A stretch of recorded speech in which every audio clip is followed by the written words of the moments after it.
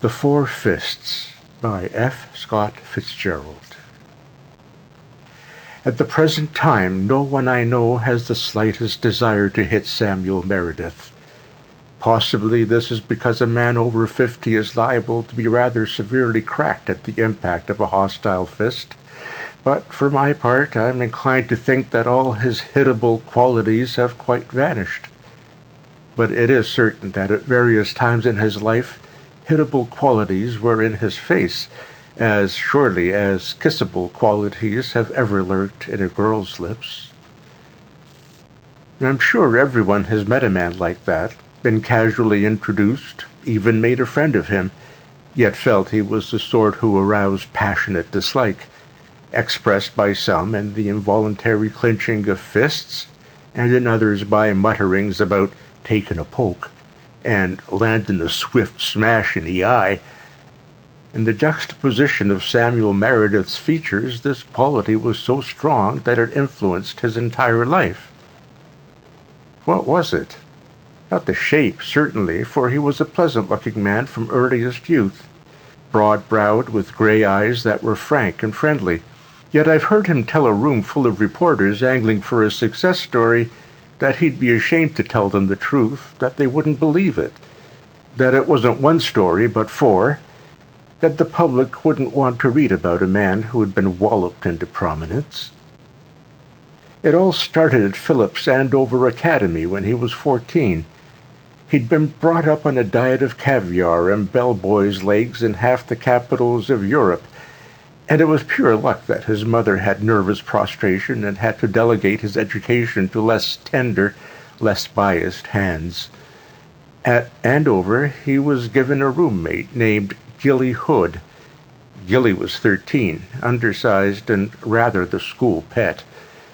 From the September day when Mr. Meredith's valet stowed Samuel's clothing in the best bureau and asked on departing, "If there was anything else, Master Samuel," Gilly cried out that the faculty had played him false. He felt like an irate frog in whose bowl has been put goldfish. "Good gosh," he complained to his sympathetic contemporaries, "he's a damn stuck-up Willie. He said, 'Are the crowd here, gentlemen?' And I said, 'No, they're boys.' And he said age didn't matter. And I said, 'Who said it did? Let him get fresh with me, the old pie-face.'" For 3 weeks, Gilly endured in silence young Samuel's comments on the clothes and habits of Gilly's personal friends, endured French phrases in conversation, endured 100 half-feminine meannesses that show what a nervous mother can do to a boy if she keeps close enough to him. Then a storm broke in the aquarium. Samuel was out. A crowd had gathered to hear Gilly be wrathful about his roommate's latest sins. He said, "Oh, I don't like the windows open at night," he said, "except only a little bit," complained Gilly. "Go let him boss you." "Boss me? You bet he won't. I open those windows, I guess, but the darn fool won't take turns shutting them in the morning." "Make him, Gilly, why don't you?" "I'm gonna." Gilly nodded his head in fierce agreement. "Don't you worry. He needn't think I'm any old butler." "Let's see you make him." At this point, the darn fool entered in person and included the crowd in one of his irritating smiles. 2 boys said, "'Lo, Meredith." The others gave him a chilly glance and went on talking to Gilly, but Samuel seemed unsatisfied. "Would you mind not sitting on my bed?" he suggested politely to 2 of Gilly's particulars, who were perched very much at ease. "Huh?" "My bed. Can't you understand English?" This was adding insult to injury. There were several comments on the bed's sanitary condition and the evidence within it of animal life. "What's the matter with your old bed?" demanded Gilly truculently. "The bed's all right, but—" Gilly interrupted the sentence by rising and walking up to Samuel. He paused several inches away and eyed him fiercely. "You and your crazy old bed," he began. "You and your crazy—" "Go to it, Gilly," murmured someone. "Show the darn fool." Samuel returned the gaze coolly. "Well," he said finally, "it's my bed." He got no further, for Gilly hauled off and hit him succinctly in the nose. "Yeah, Gilly! Show the big bully! Just let him touch you, he'll see."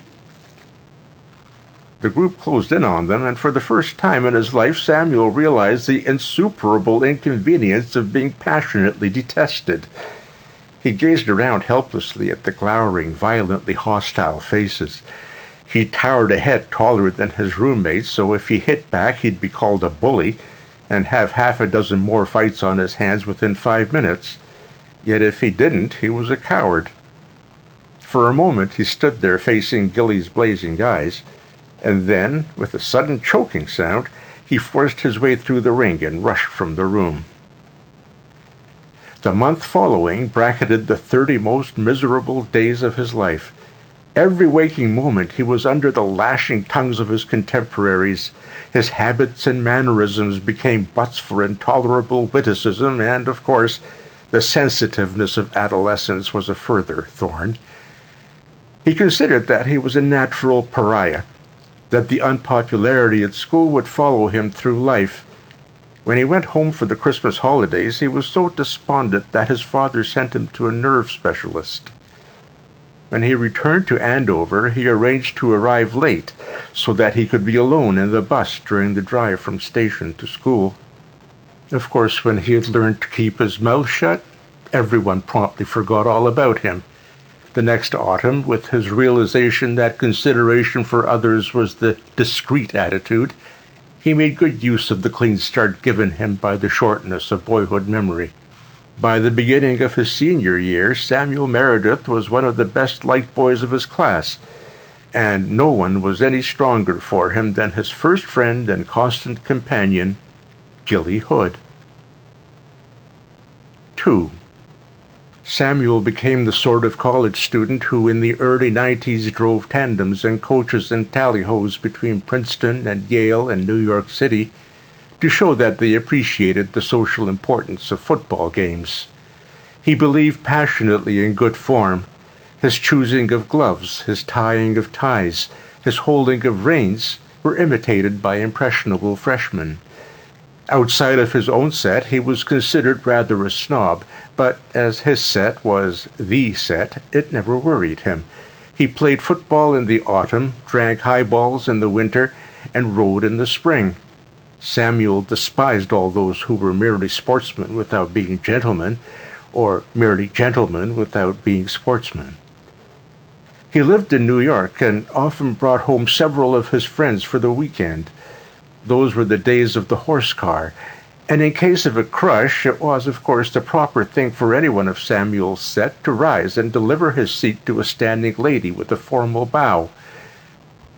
One night in Samuel's junior year, he boarded a car with 2 of his intimates. There were 3 vacant seats.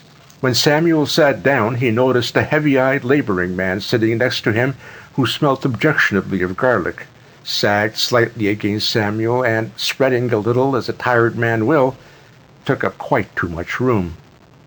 The car had gone several blocks when it stopped for a quartet of young girls, and, of course, the 3 men of the world sprang to their feet and proffered their seats with due observance of form. Unfortunately, the laborer, being unacquainted with the code of neckties and tally-hos, failed to follow their example, and one young lady was left at an embarrassed stance. 14 eyes glared reproachfully at the barbarian. 7 lips curled slightly. But the object of scorn stared stolidly into the foreground in sturdy unconsciousness of his despicable conduct. Samuel was the most violently affected. He was humiliated that any male should so conduct himself. He spoke aloud. "There's a lady standing," he said sternly.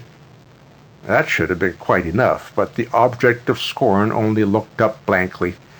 The standing girl tittered and exchanged nervous glances with her companions. But Samuel was aroused.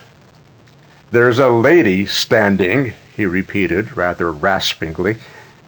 The man seemed to comprehend. "I pay my fare," he said quietly.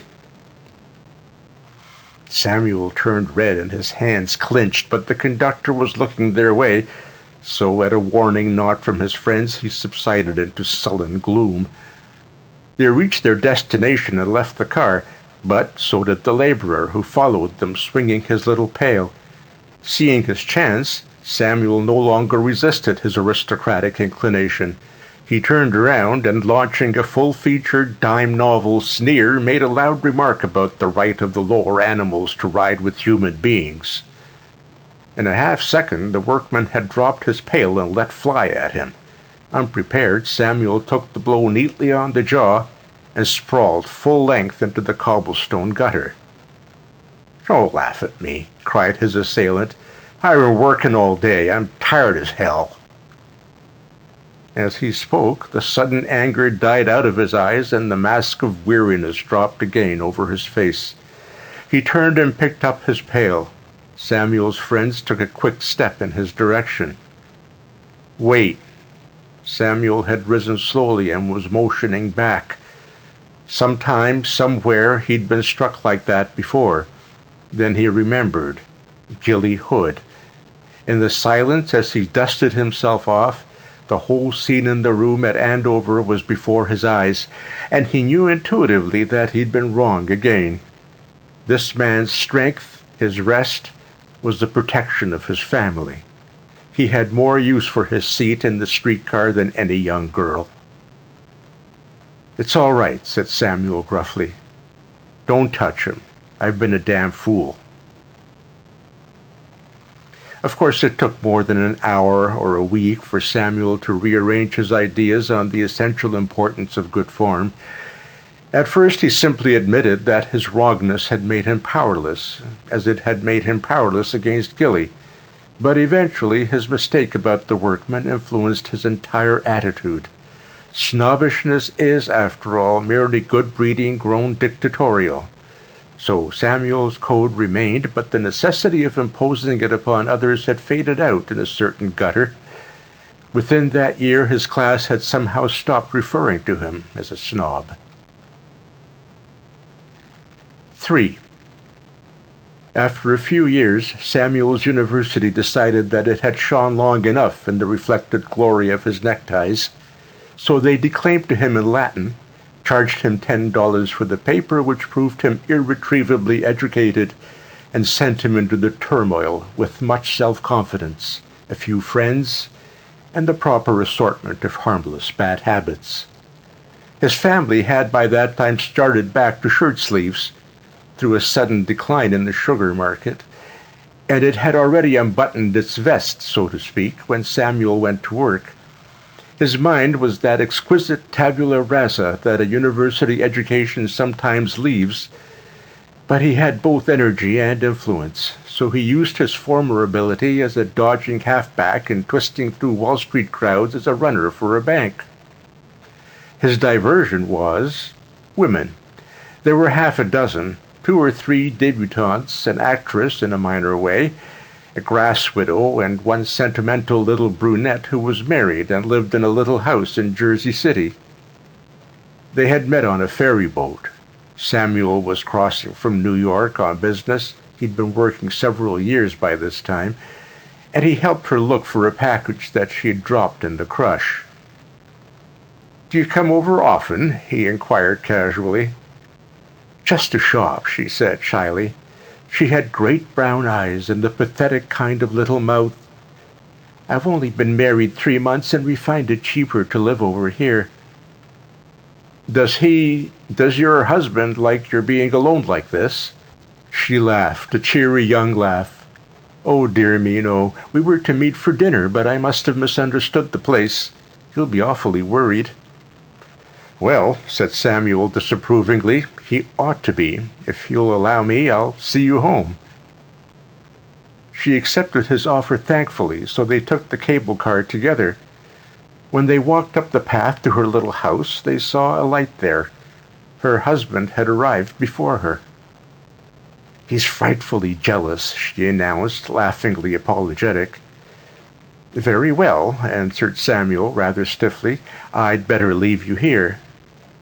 She thanked him and, waving a good night, he left her. That would have been quite all if they hadn't met on Fifth Avenue one morning a week later. She started and blushed and seemed so glad to see him that they chatted like old friends.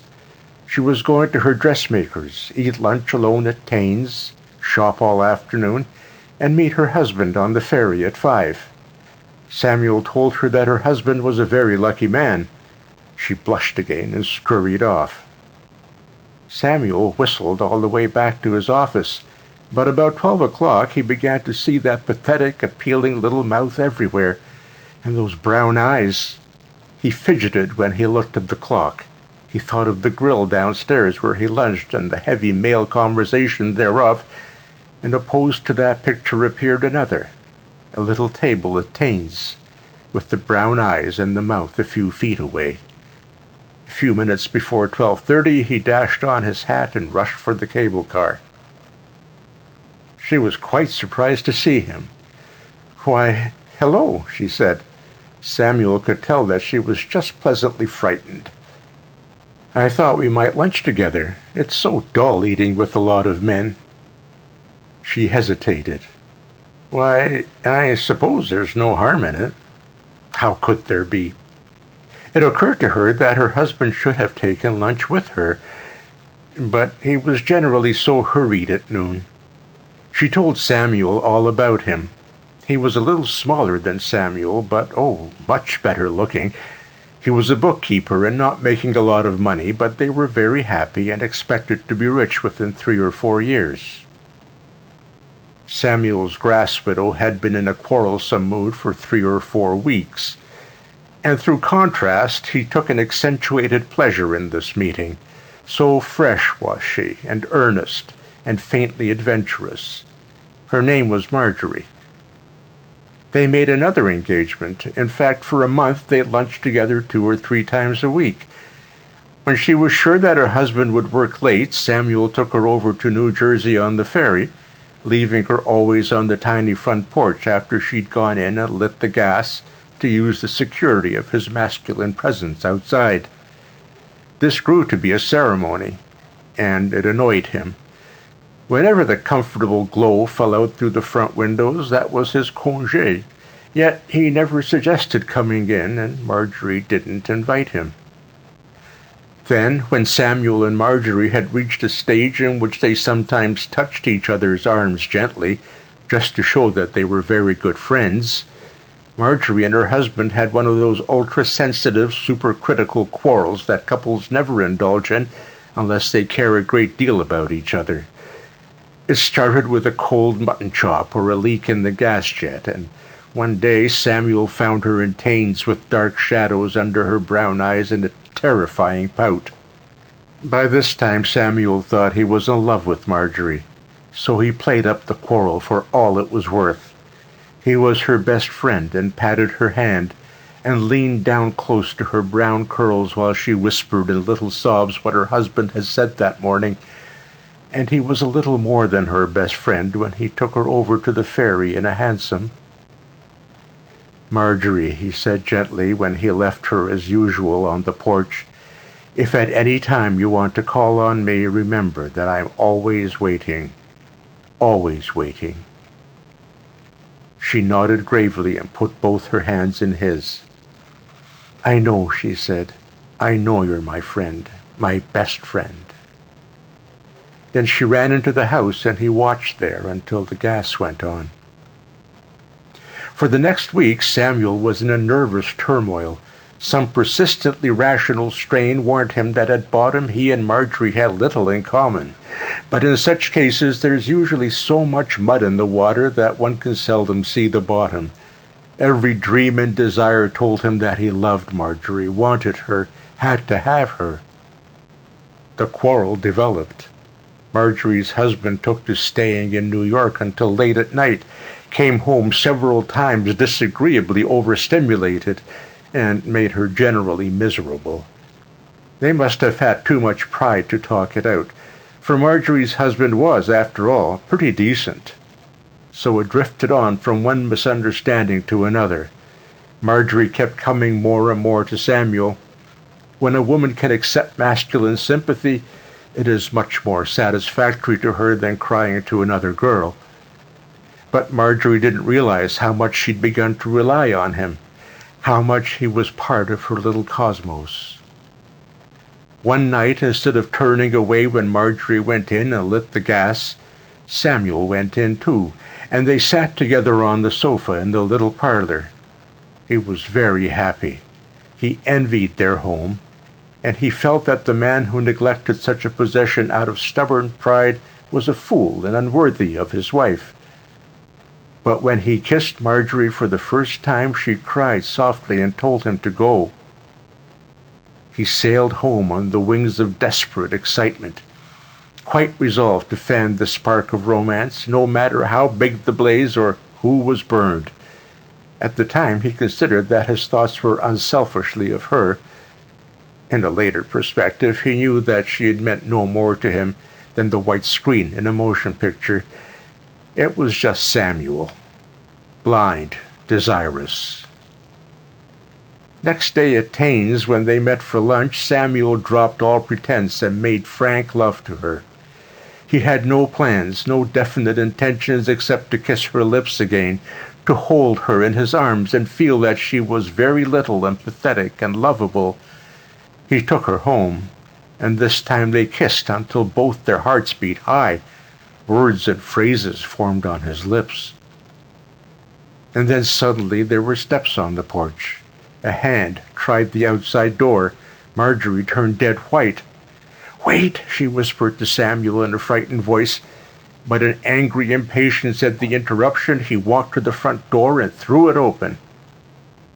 Everyone has seen such scenes on the stage, seen them so often that when they actually happen, people behave very much like actors. Samuel felt that he was playing a part, and the lines came quite naturally. He announced that all had a right to lead their own lives and looked at Marjorie's husband menacingly, as if daring him to doubt it. Marjorie's husband spoke of the sanctity of the home, forgetting that it hadn't seemed very holy to him lately. Samuel continued along the lines of the right to happiness. Marjorie's husband mentioned firearms and the divorce court. Then suddenly he stopped and scrutinized both of them. Marjorie in pitiful collapse on the sofa, Samuel haranguing the furniture in a consciously heroic pose. "Go upstairs, Marjorie," he said in a different tone. "Stay where you are," Samuel countered quickly. Marjorie rose, wavered, and sat down, rose again, and moved hesitatingly toward the stairs. "Come outside," said her husband to Samuel. "I want to talk to you." Samuel glanced at Marjorie, tried to get some message from her eyes. Then he shut his lips and went out. There was a bright moon, and when Marjorie's husband came down the steps, Samuel could see plainly that he was suffering, but he felt no pity for him. They stood and looked at each other a few feet apart, and the husband cleared his throat as though it were a bit husky. That's my wife," he said quietly. And then a wild anger surged up inside him.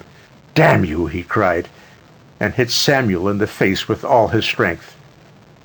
In that second, as Samuel slumped to the ground, it flashed to him that he'd been hit like that twice before, and simultaneously the incident altered like a dream. He felt suddenly awake. Mechanically, he sprang to his feet and squared off. The other man was waiting, fists up, a yard away, but Samuel knew that though physically he had him by several inches and many pounds, he wouldn't hit him. The situation had miraculously and entirely changed. A moment before, Samuel had seemed to himself heroic. Now he seemed the cad, the outsider, and Marjorie's husband, silhouetted against the lights of the little house, the eternal heroic figure, the defender of his home. There was a pause, and then Samuel turned quickly away and went down the path for the last time. 4. Of course, after the third blow, Samuel put in several weeks at conscientious introspection. The blow years before at Andover had landed on his personal unpleasantness. The workmen of his college days had jarred the snobbishness out of his system, and Marjorie's husband had given a severe jolt to his greedy selfishness. It threw women out of his ken until a year later, when he met his future wife, for the only sort of woman worthwhile seemed to be the one who could be protected, as Marjorie's husband had protected her. Samuel could not imagine his grass widow, Mrs. Stefariak, causing any righteous blows on her own account. His early 30s found him well on his feet. He was associated with old Peter Carhart, who was in those days a national figure. Carhart's physique was like a rough model for a statue of Hercules, and his record was just as solid, a pile made for the pure joy of it, without cheap extortion or shady scandal. He'd been a great friend of Samuel's father, but he watched the son for 6 years before taking him into his own office. Heaven knows how many things he controlled at the time: mines, railroads, banks, whole cities. Samuel was very close to him, knew his likes and dislikes, his prejudices, weaknesses, and many strengths. One day Carhart sent for Samuel and, closing the door of his inner office, offered him a chair and a cigar. "Everything okay, Samuel?" he asked. "Why, yes." "I've been afraid you're getting a bit stale." "Stale?" Samuel was puzzled. "You've done no work outside the office for nearly 10 years. "Oh, I've had vacations in the Adiron." Carhart waved this aside. "I mean outside work, seeing the things move that we've always pulled the strings of here." "No," admitted Samuel, "I haven't." "So," he said abruptly, "I'm going to give you an outside job that'll take about a month." Samuel didn't argue. He rather liked the idea, and he made up his mind that, whatever it was, he would put it through just as Carhart wanted it. That was his employer's greatest hobby, and the men around him were as dumb under direct orders as infantry subalterns. "You'll go to San Antonio and see Hamill," continued Carhart. "He's got a job on hand, and he wants a man to take charge." Hamill was in charge of the Carhart interests in the Southwest, a man who'd grown up in the shadow of his employer, and with whom, though they'd never met, Samuel had had much official correspondence. "When do I leave?" "You'd better go tomorrow," answered Carhart, glancing at the calendar. "That's the 1st of May. I'll expect your report here on the 1st of June. Next morning Samuel left for Chicago, and 2 days later he was facing Hamill across a table in the office of the Merchants' Trust in San Antonio. It didn't take long to get the gist of the thing. It was a big deal in oil which concerned the buying up of 17 huge adjoining ranches. This buying up had to be done in 1 week, and it was a pure squeeze. Forces had been set in motion that put the 17 owners between the devil and the deep sea, and Samuel's part was simply to handle the matter from a little village near Pueblo. With tact and efficiency, the right man could bring it off without any friction, for it was merely a question of sitting at the wheel and keeping a firm hold. Hamill, with an astuteness many times valuable to his chief, had arranged a situation that would give him much greater clear gain than any dealing in the open market. Samuel shook hands with Hamill, arranged to return in 2 weeks, and left for San Felipe, New Mexico. It occurred to him, of course, that Carhart was trying him out. Hamill's report on his handling of this might be a factor in something big for him, but even without that he would have done his best to put the thing through. 10 years in New York hadn't made him sentimental, and he was quite accustomed to finish everything he began, and a little bit more. All went well at first. There was no enthusiasm, but each one of the 17 ranchers concerned knew Samuel's business, knew what he had behind him, and that they had as little chance of holding out as flies on a window pane. Some of them were resigned. Some of them cared like the devil, but they talked it over, argued with lawyers, and couldn't see any possible loophole.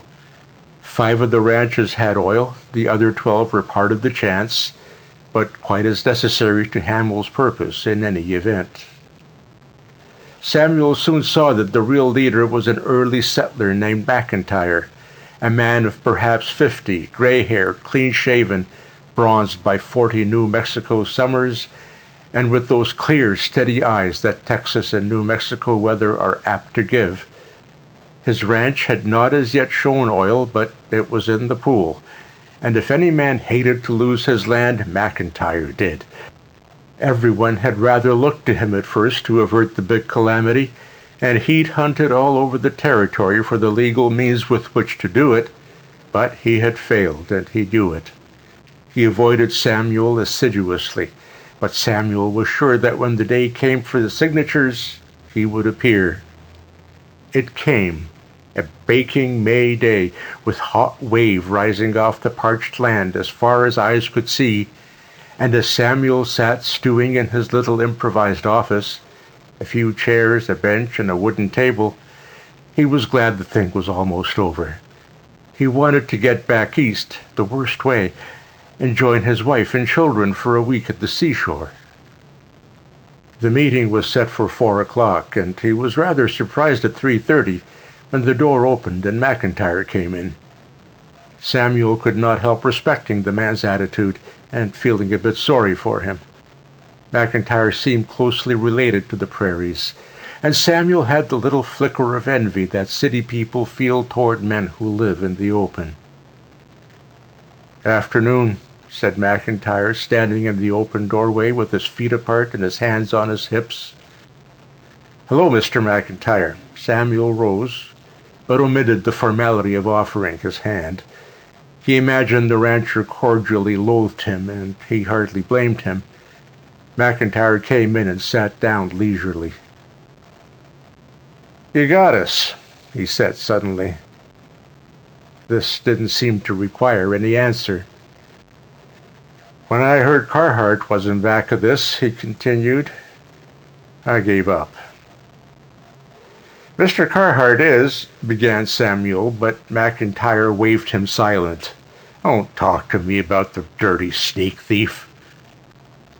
"Mr. McIntyre," said Samuel briskly, "if this half hour is to be devoted to that sort of talk—" "Dry up, young man," McIntyre interrupted. "You can't abuse a man who'd do a thing like this." Samuel made no answer. "It's simply a dirty filch. There just are skunks like him, too big to handle." "You're being paid liberally," offered Samuel. "Shut up," roared McIntyre suddenly. "I want the privilege of talking." He walked to the door and looked out across the land, the sunny, steaming pasturage that began almost at his feet and ended with the gray-green of the distant mountains. When he turned around, his mouth was trembling.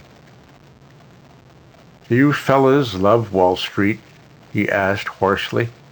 "Or wherever you do your dirty scheming?" He paused.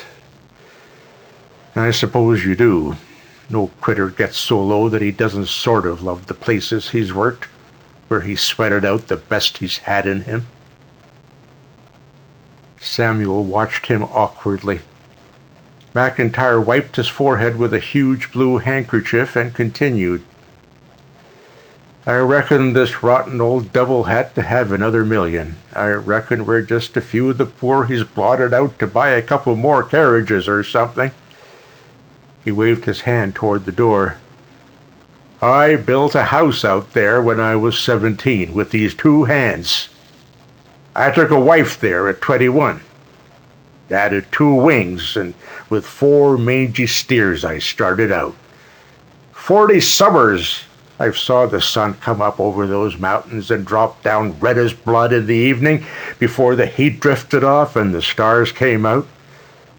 I've been happy in that house. My boy was born there, and he died there late one spring in the hottest part of an afternoon like this. Then the wife and I lived there alone like we'd lived before. I sort of tried to have a home, after all, not a real home, but Nigh it.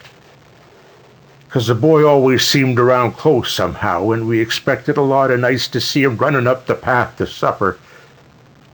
His voice was shaking so he could hardly speak, and he turned again to the door, his gray eyes contracted.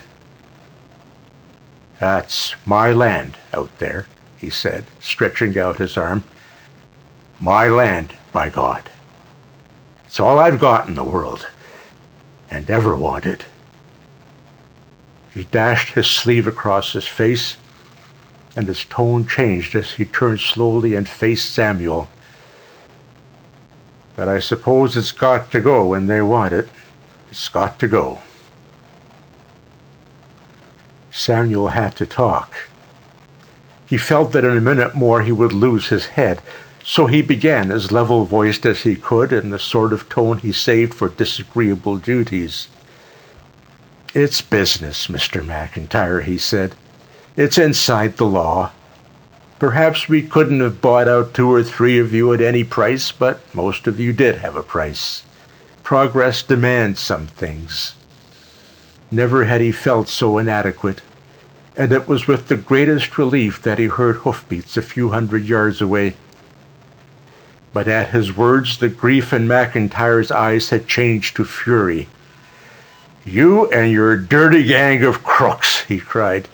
Not one of you has got an honest love for anything on God's earth. You're a herd of money swine. Samuel rose, and McIntyre took a step toward him. You long-winded dude. You got our land. Take that for Peter Carhart. He swung from the shoulder, quick as lightning, and down went Samuel in a heap. Dimly he heard steps in the doorway, and knew that someone was holding McIntyre, but there was no need. The rancher had sunk down in his chair and dropped his head in his hands. Samuel's brain was whirring. He realized that the fourth fist had hit him, and a great flood of emotion cried out that the law that had inexorably ruled his life was in motion again.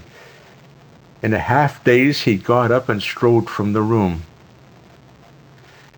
The next 10 minutes were perhaps the hardest of his life.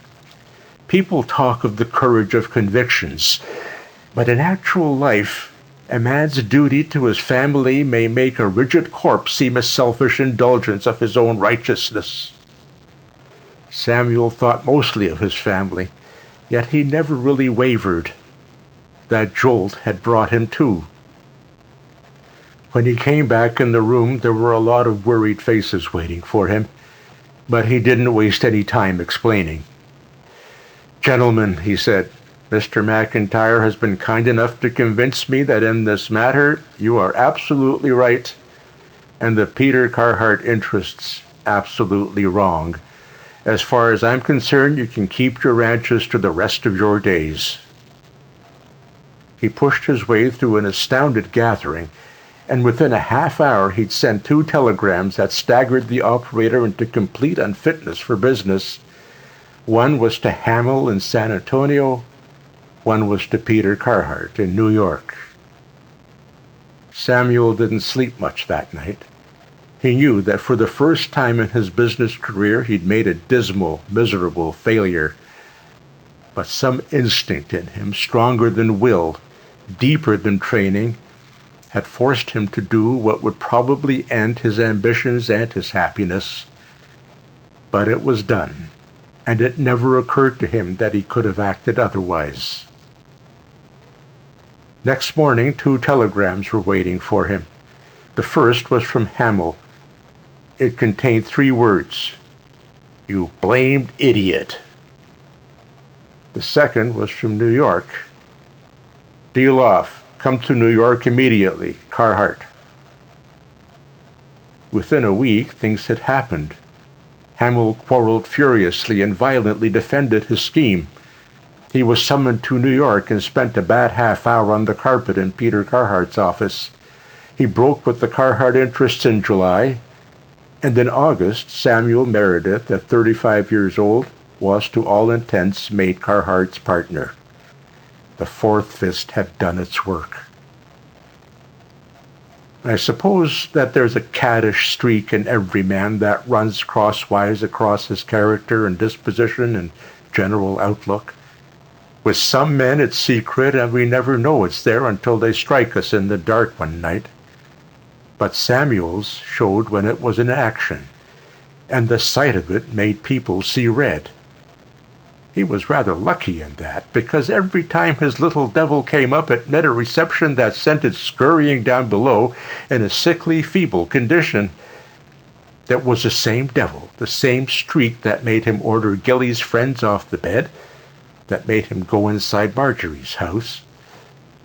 If you could run your hand along Samuel Meredith's jaw, you'd feel a lump.